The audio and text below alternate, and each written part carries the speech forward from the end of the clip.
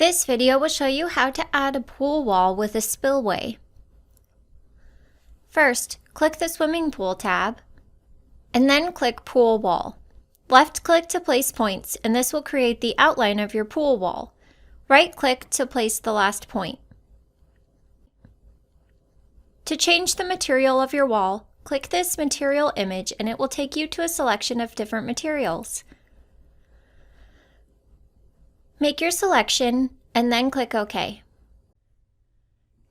Use these options to adjust the elevation, width, and height of your pool wall.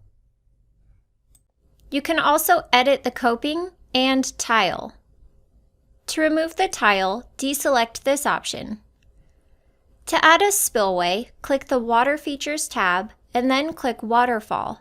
Click this material image, select Spillway, and then click OK. Rotate so that the arrow is facing the direction you want your water to flow.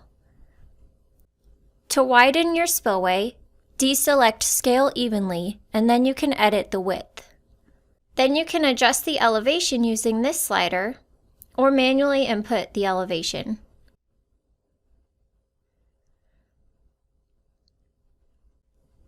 Thank you for watching, and be sure to check out ideaspectrum.com for more videos and information about our software.